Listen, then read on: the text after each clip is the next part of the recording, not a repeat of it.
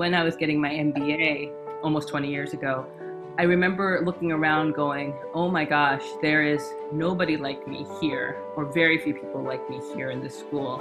There are no case studies written with people like me in them. There are no leaders that we're meeting who look like me, who act like me, who come from my background, who have a weird name, who are female. And I started asking the question, how can somebody like myself, who is so different from the norm, be successful? And that was really the beginning of my journey in my career. At some point we will hopefully get to a day when we stop talking about diversity and inclusion, because that'll be the norm. When you see oppression, fight it. When you see inequality, fight it.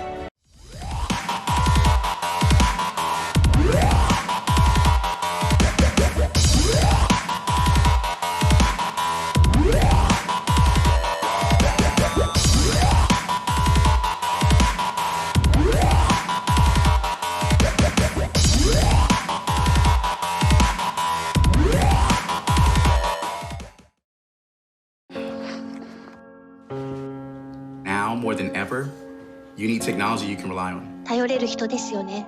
I'm a Dell Technologies advisor. Ich auch. 我也是。我aussi. And if you're a small business, we're with you. We are with you. Estamos com você. We want to help.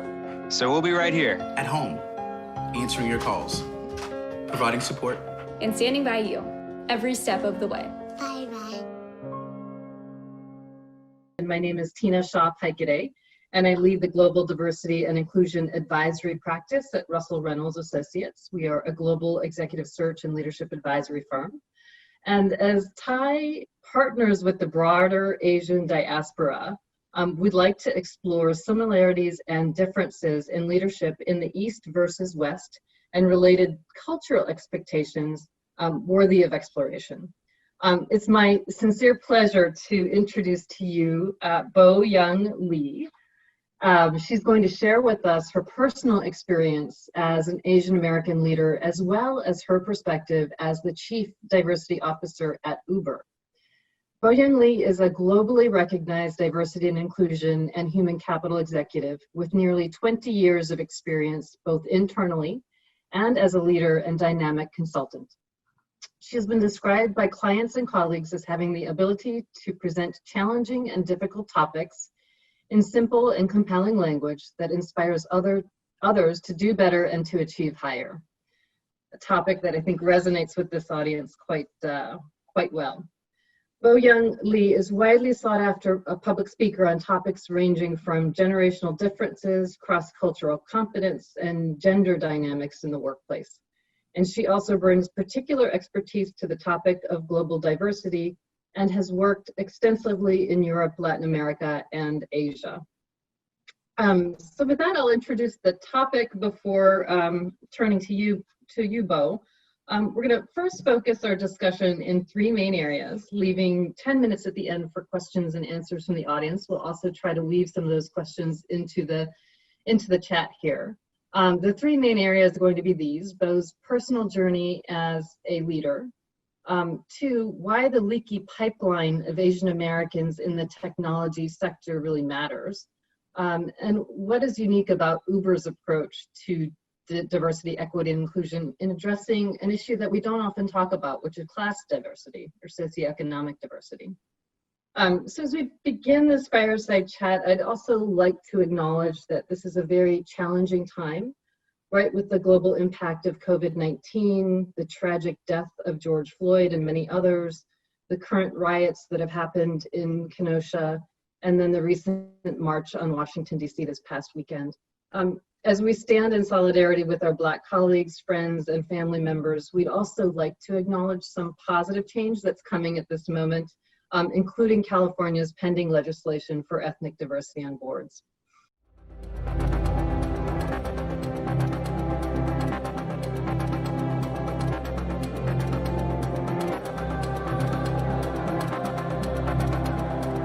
There are all sorts of companies that help the world go round. We are the one that impacts them all.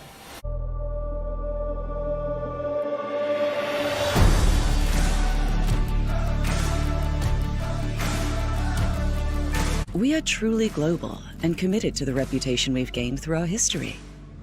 We are the firm that leading companies worldwide turn to for advice on leadership issues. We are Russell Reynolds Associates. And with that introduction, it is my sincere pleasure, Bo, to first just ask you to share with us, if you would, a little bit about both your personal and your career journey. Sure, of course. So first of all, I'm so happy to be here having this discussion with TiEcon. And, I think the previous speaker said at some point we will hopefully get to a day when we stop talking about diversity and inclusion, because that'll be the norm. But I think given the situation that we see around us, there's a lot of work to get to that place where diversity is the norm, where inclusion is the norm, right? It's really happy to be here. So a little bit about myself, as some people can see from just my name alone. I wasn't born in the U.S. I am an immigrant, though I am somebody who came at a fairly young age, and so I am very acculturated to more of a Western kind of behavioral norm and affect and so forth. But like a lot of first-generation immigrants, I very much grew up and live in a world that is, straddles both sides of the East Asian continent and the Western world. There are parts of me that are so Asian, and a lot of that I didn't really realize was there until I had children, and suddenly all this Asianness was coming, Koreanness specifically was coming out of me. I'm like, oh my God. And then there are parts of me that are very Western and American. I am one of a very small handful of Asian Americans or Asians in the diversity and inclusion field. And oftentimes, one of the first questions I get is, how did you end up doing this work of diversity and inclusion? And it's a really interesting journey. I did not set out to do this work. It's almost like the work found me. But I think all immigrants, and particularly all Asian Americans, or most Asian Americans, who are recent immigrants who came after the Immigration Reform Act of the 1960s that really opened the door to increased immigration from India and China and Korea and all the Asian countries. I think for many of us, we grow up, with parents who left countries that were like in the midst of strife in one way or the other, right? My family left Korea in 1978, and I always like to remind people that in 1978, Korea was a country that had a GDP that was equivalent to the African nation of Cameroon. Now Korea is typically, one of the top 10 largest, has one of the top 10 largest GDPs of any country in the world, but back in 1978, it wasn't. And we oftentimes we hear these stories, my parents are from the era of Japanese colonialism in Korea. They are a refugee. My dad was a refugee from North Korea. They lived through the Korean War. And so for many, and a lot of us, we all hear those same stories. Many of us, many of you are children of parents who struggled in post-colonial India, right after the British, left, and the turmoil and the strife and, the separation of Pakistan from India and all of that. And your parents left those countries, or you left those countries, India or Pakistan or any of that subcontinent. And we hear these stories of the oppression, the poverty, we have stories of our parents who came here with $100 and $100 if they were lucky in their pocket, and they had to strive to make it. And so we a lot of us come from backgrounds of stories of oppression. Yet at the same time, we have that as part of our identity. Oftentimes that part of our identity doesn't get interwoven into the stories and the lessons we hear our parents about achieving in the United States. I, like many first-generation immigrants, was told by my parents, get a good job, get a stable job, become a doctor, lawyer, engineer, do something that is tangible and where that your career is guaranteed, or as guaranteed as it can be.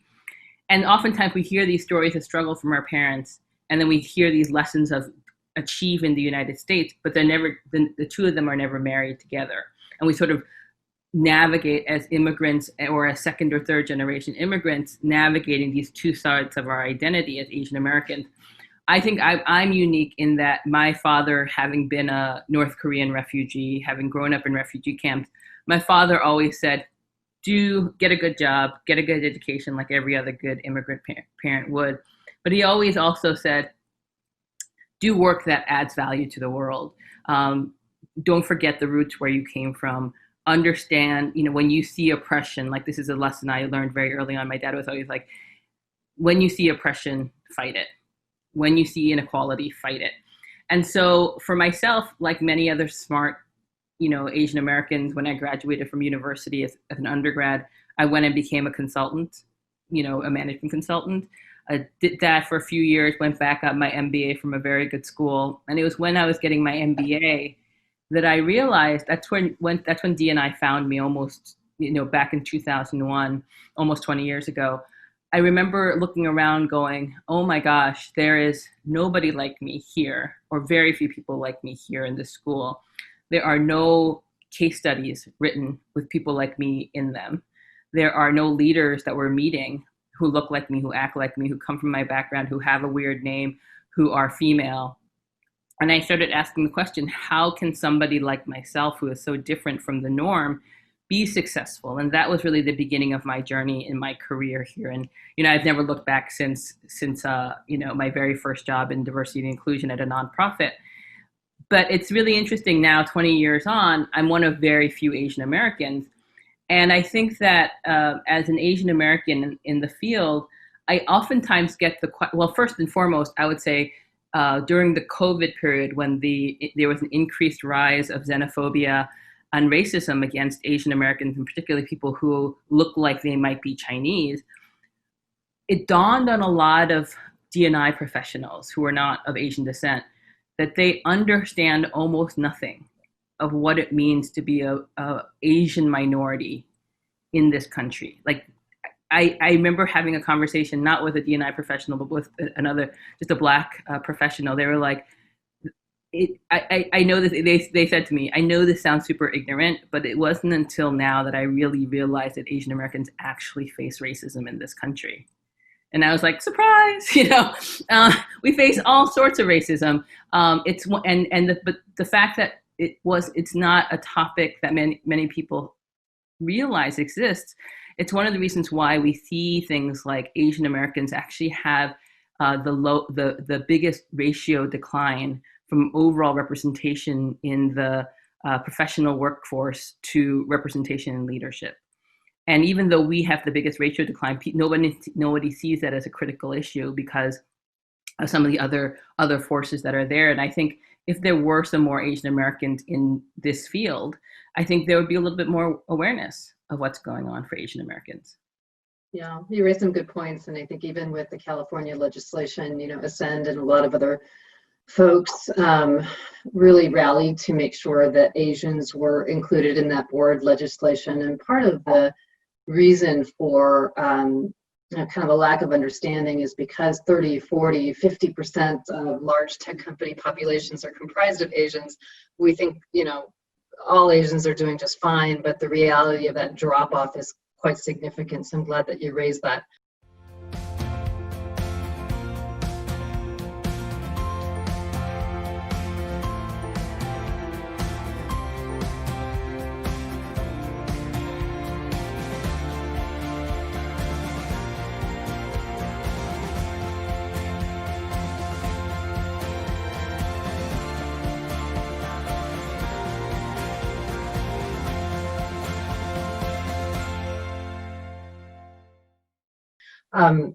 Somebody in the audience has asked a question on how we define leader versus global leader. And what I would say about that is, really thinking about the ability to work across regions and even from company to company, right? The culture can be so different, but thinking about when, we show up as Americans, back in Asia or in Europe, for example, what are the skills needed to navigate some of the complexities there is, I think, what comes to mind. And Bo, as I turn back to you, thank you for sharing the personal journey. really curious, as you often travel back to Korea and also other parts of the world, what has been your experience as a global leader, now having had this perspective as well? Yeah, I think I was educated in the US, and most of my career has been here in the Western world. And you're sort of told this narrative of what a good leader should be. And, good leaders are people who lead with a lot of charisma, and they are, rule breakers, and they are, risk takers, and they are innovators, and they are challengers. And those are all the adjectives you oftentimes hear about leadership in the West. You go to Asia, you go to India, you go to Korea, you go to Japan, and that's not necessarily how they define leadership there, right? Leadership is someone who can maintain harmony across many, many different groups of people, who are able to work within certain defined rules and sets of standards that have been established by somebody else, and can you work within there to achieve the goals that have been set forth by you, that you may not actually have control over, because we know that organizations in India, in Korea, in Japan are far more hierarchical overall, and there are much higher levels of power distance in all those organizations.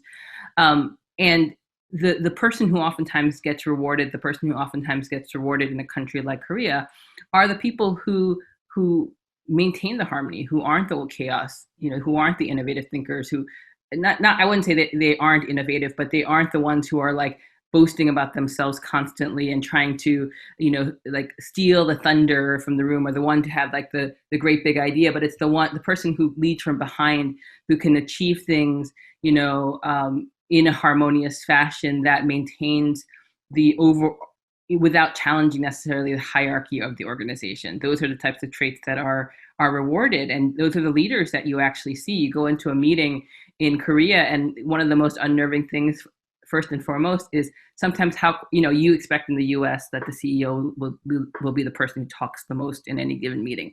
You go to Korea, and that's not necessarily the case. It's surprising how quiet meetings can be. I'm always like, wow, these are just really quiet meetings. People aren't shouting over each other. People aren't like trying to get the last word in. So part of being a truly cross-culturally competent and global leader is knowing that there isn't a single definition for what good looks like.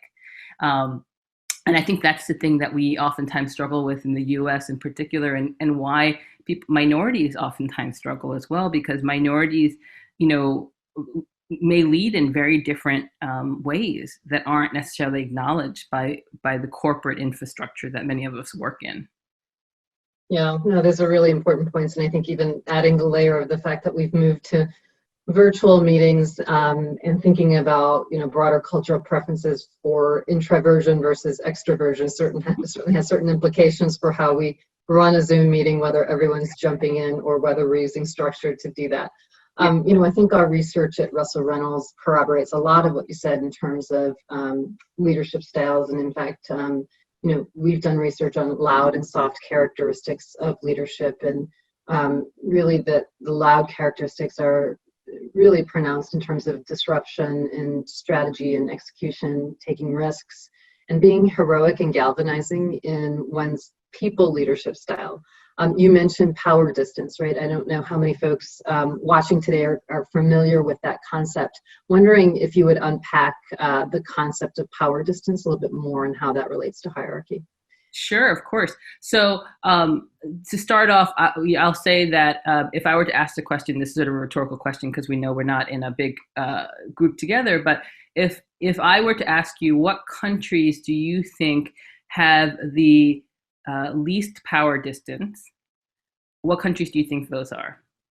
Just think about it in your head for 1 second. So the answer is consistently year over year, the countries that are the top two countries with the least amount of power distance are Australia and the US as number second. So Australia always comes in first, US always second. And then the countries with the most power distance, if you think about it for a moment, is usually Japan and Korea fight for the country with the highest amount of power distance. So what is power distance? So in any given organization, you have different levels of hierarchy, right? You have the CEO, then you have the SVPs, and you have the VPs, and you have the senior directors, and you have the directors, and so on and so forth. Power distance isn't necessarily an indication of how many levels of hierarchy you have, but how much each level of the hierarchy feels distant from where you are. Meaning, let's say I was a mid-tier manager, and there are 5 layers between myself and the CEO.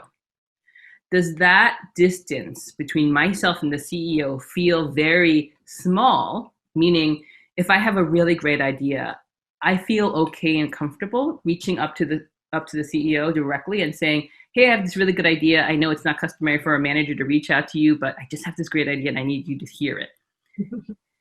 That organization where you feel empowered to do that and where that CEO feels really approachable, that would be a company that has, or a society where there's a relatively small amount of power distance between levels. If you're a middle tier manager and you have this great idea, but you're afraid to even go to your director because that director just feels like he or she has so much more power than you. And then it's unfathomable for you to even reach out to a VP, let alone the CEO. That's a society or an organization that has significant levels of power distance. So essentially, when you talk about power distance and a country like Australia has the least, it means that, and you feel it when you go to a country like Australia, everyone kind of feels equal. It doesn't matter what your title is. You're all still, at the end of the day, you're an Australian. And you're all on the same level playing field. And the US is also a relatively small, a low power distance country, with the caveat saying that corporations can have their own unique levels of power distance. And there are some corporations that have high levels of power distance. There are some that have smaller. You go to a society like Korea, for example, which is the culture I'm most familiar with. Even if you are born, this is really true. If you were born on December 31st, 2001, and your friend is born January 1st, 2002, the person born 18 minutes earlier in 2001 is considered your superior, and you have to use honorific terms when you speak to them. You cannot speak. The Koreans have two forms of language. They have something called 존댓말, which is formal speech. They have 반말, which is just informal. If your friend was 18 minutes older than you, but born a year ahead of you, technically, you must use the formal speaking language, and you should never use informal unless your friend invites you to use that informal language. That is a big power distant nation. Yeah, that's super helpful. As we think about implications of some of those differences and of ways in which, the different parts of the world operate, and those, who bring perhaps a different cultural heritage to work, what implications does it have for really suiting the leadership style to the population that's surrounded by you versus being authentic, right, to the leadership style that you might naturally bring given kind of a cultural background that you have? Absolutely. I think that oftentimes the navigational challenges for people who are who straddle multiple cultures, right? And I think about the Asian American community in particular. We have the double-edged challenge of both being a racial minority, so just being underrepresented overall, like other racial minorities. But for the majority of us, we're either first or second or third generations, because prior to the Immigration Reform Act of the 1960s, there were less than 150,000 Asian Americans in all of America, right? Now there are multiple millions. So the oldest, so minus those 150 that were here prior to the Immigration Reform Act, the vast majority of us, at best, the oldest amongst us are people who came in, as 30 and 40-year-olds in 1968 or whatnot. They're in their kind of 70s or late 80s. But the vast majority of us in the working world are either first or second generation immigrants. And when you are an immigrant, as well as being a racial minority, you struggle with a couple of things. I think for a lot of immigrants, we hear explicitly and implicitly that the more we adhere to Western normative sets of behaviors and affects, the more we will be perceived as part of the in-group and thus absorbed into a power structure, right? So I think every Asian immigrant, whether you're from India or Pakistan or Bangladesh or Korea or Japan or China, we all know we have to work really hard to mask any visibility of an accent, because we know that there's all sorts of racism affiliated with an Asian accent, an Asian, influenced accent. I know no other minority group where a lot of people actively get accent reduction coaching as part of their business preparation, right? But we do that quite often in the Asian American community. We also know that if we not only change the way we speak, but we, socialize ourselves to cultural references that are very popular within white normative white upper class cultural norms, will also more likely be included. So we know that we have to do these things to be perceived as part of the in-group so that we will be given access to power and opportunity.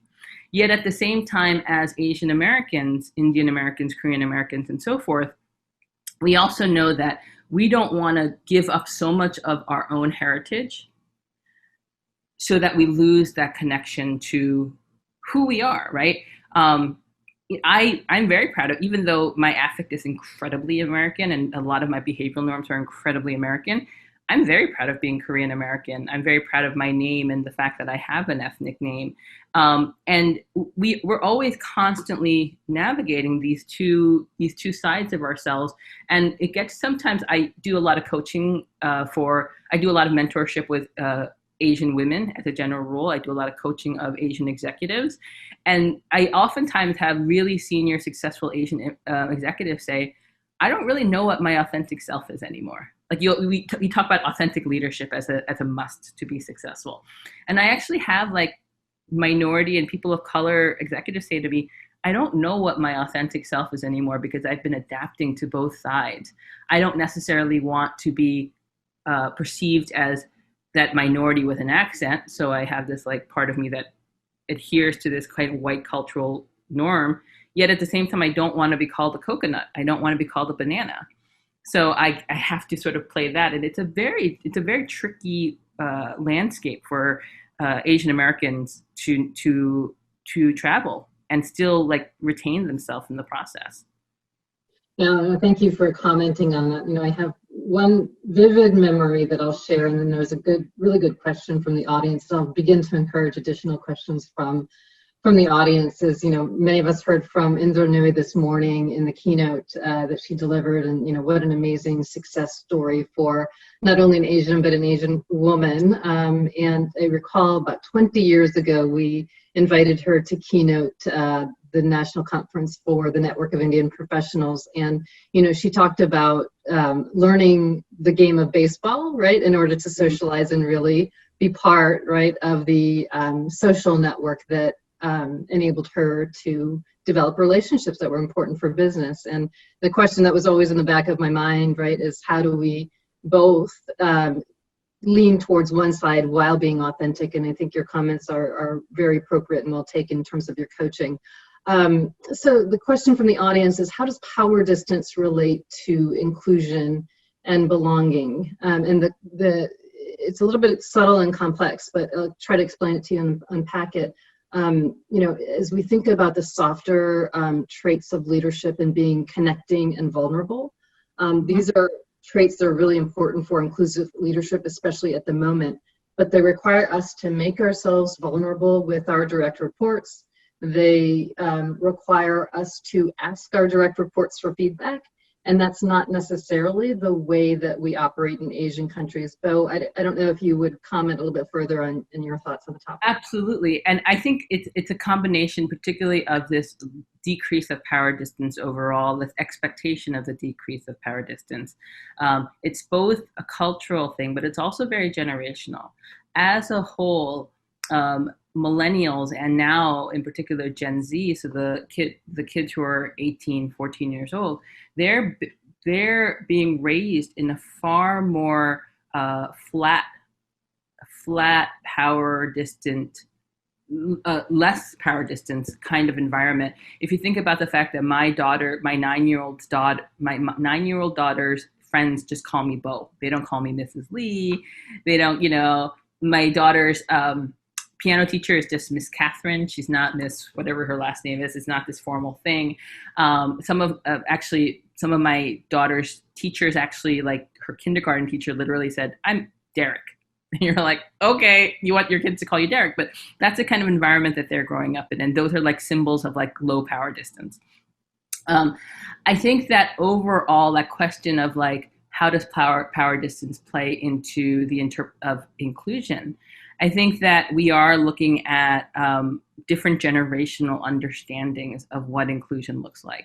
And the younger generation one of their interpretations of inclusion is whether you are my boss or not, whether you are the CEO of the company or not, my expectation is that you are one of me, that you are open, that you share who you are. I think another generational difference is that this like clear line of professional you and personal you doesn't exist anymore, right? There's an expectation that you're more vulnerable, that you talk about things about your life, you share when you're struggling. All of that is very challenging for not only people who of an older generation. I'm Gen X, and that was one of the biggest challenges for me going into the tech industry was like my team wanted to see me cry, and I'm like, I don't cry at work. Why do you you want to see me cry? Like, you want me to tell you about my struggles? They're like, yeah. And I'm like, oh, that's really uncomfortable for me. But then also at the same time, also from a cultural perspective as well, I think that vulnerability is not something you ever see in Asian cultures at all. Your boss is not supposed to be vulnerable. I think if a boss started crying in Korea, that would scare the employees. That would it would not be comforting. It would be scary, right? And so, a few years ago, I did some consulting work for Samsung, and Samsung has a part of its business called Samsung Next, which is their innovation hubs. And in their innovation hubs around the world, even in Korea, they all speak English. They don't speak Korean. And I was speaking to them and I said, what was the thinking behind making that choice? And they said, in Korea, you cannot have a conversation without being reminded of hierarchy because of this difference between formal speech, 존댓말, and informal speech, 반말. Everyone's programmed to speak using one of those two, depending on the age of a person. English has no such hierarchical difference. And we just found that people became less aware and less sensitive to hierarchy when they started speaking English to each other. So we just instituted it. So it's really funny to be in Korea, walking into an office, Samsung's innovation hub, filled with Korean people, and they're all just speaking English, right? Oh, interesting. Yeah. So to talk about like how like you shift the culture very intentionally to remove hierarchy at times, right? I thought that was like ingenious of them to do something like that. It's quite brilliant. I think there was an audience or a question from the audience earlier about what language should you use if you're a global leader. As we shift, the conversation a little bit to the work that you're doing in tech and at Uber, I'll continue to invite questions from the audience. I just would like to ask you this, right? As we both see a lot of success examples of, quite frankly, Indian CEOs at the top, as well as Asians who have exited large companies and really had quite a successful run at starting their own companies, whether that's Eric Yuan at Zoom or other examples. Why is it going to be important for large Silicon Valley tech companies to retain that Asian talent? And what things are you doing at Uber? Yeah, absolutely. So an interesting statistic, if you actually, because Uber breaks down its data a bit beyond simply like white Asian, we don't clump white Asians together, we break them apart in our diversity report. It was pointed out to me, and I hadn't realized this, but it was pointed out to me by some researchers that Uber actually has the best representation of Asians in leadership of any of the Silicon Valley. And they asked the question, they said, well, why is that? And I said, short answer that I can think of is our CTO was a Vietnamese American man. And he likely didn't have the same stereotypical hangups of Asian Americans as there's all these stereotypes about Asian Americans, the model minority myth, we're quiet, we're diligent, but we're not great leaders. Tuan simply didn't have those stereotypes. And therefore, he was able to create an environment where he saw talent where, that quiet, diligent worker may have been a great leader. And he saw that he didn't have those blinds of race and racism impacting him. I can talk about a lot of the things that Uber did, but this is one of the reasons why, this is precisely why representation matters, why it's so important to have not just Asian American leadership, but all racial ethnic backgrounds in leadership, because we all, we will see talent in places where other people who come from a majority population simply can't. This is why it's important to have women in leadership as well, because, there are studies that show when you have female leaders, you see more women in that organization, you see better representation, you see more equity of gender. And, I think it's really important also to point out that in, the Asian Americans who have done very well in Silicon Valley in particular, it's not a wide swath of the full gamut of Asian Americans. It's quite unique. It's the immigrant Asians, right? And I don't think there's any, if you even look at somebody like Indra, right? You look at Indra, you look at Microsoft, you look at Alphabet, they're all immigrants. And nobody has done the research on it. And it'll be really interesting to understand why. But I have a theory.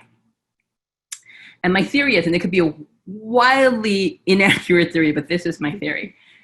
I always say I'm so glad my parents immigrated to the United States, and I wouldn't have had my life any other way. I would not have had my life, because my life would be impossible in Korea. I couldn't have been an executive and also be a working mom in Korea. It just wouldn't have happened. But the one thing I do slightly wish I knew what it was like.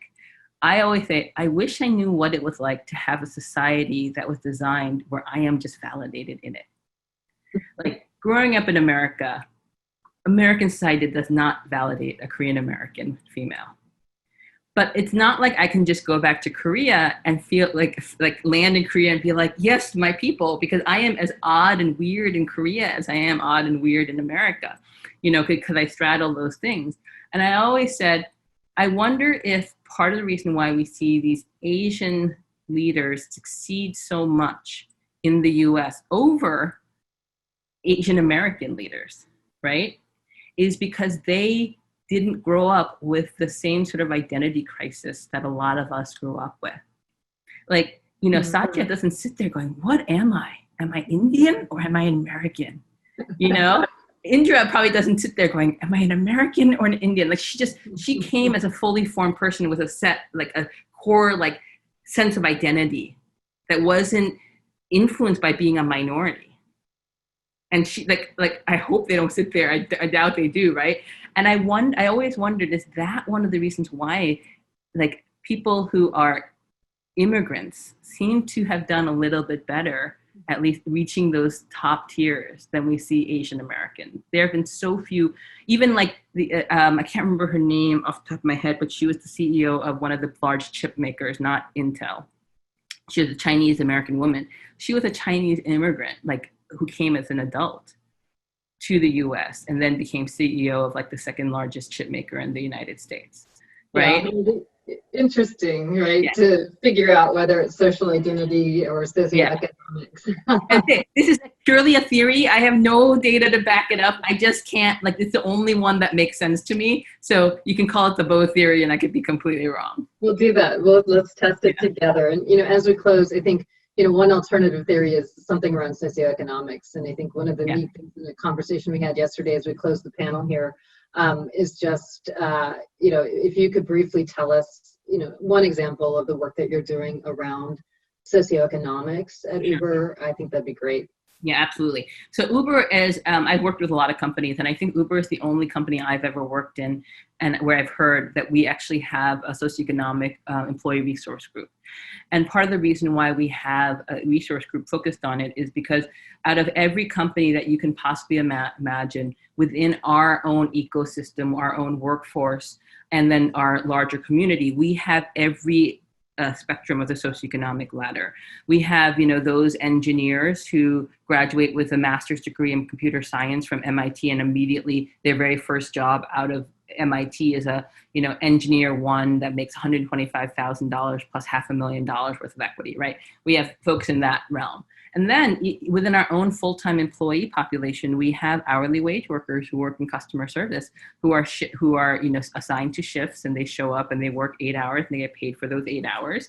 And then in our larger ecosystem, if you look at our driver partner and our courier population, all of whom are independent contractors, one study in Mexico found that when somebody signs up to be a courier or a driver partner, approximately 40% of all of our driver partners and couriers, when they sign up to be an Uber, partner, they open up their 30% open up their very first bank account, and 40% actually applied for their very first taxpayer ID number in Mexico. So these are people who you can imagine prior to signing up as a partner with Uber never had a formalized job that paid them above board, right? So we have such a wide diversity of socioeconomic status. If we want to design for that in our product, because these driver partners are using our product, they're a customer of ours, we need to understand that mindset to be able to appropriately design for them. I appreciate that very much, and it's quite unique what you're doing. And with that, I'd like to thank you, Bo Young-Lee, for sharing, your insights and the nuances around this topic of the model minority who's not yet necessarily a leader, and I'd like to unpack that with you further in our journey on this work. And with that, would like to just thank everyone for attending this diversity, equity, and inclusion track today. On behalf of Rachni and myself, it's been our pleasure to talk about both leading with purpose, how we can leverage diversity and inclusion for innovation, and finally, this important discussion around Asian leadership as well. Thank you very much. Thank you. Bye. Bye.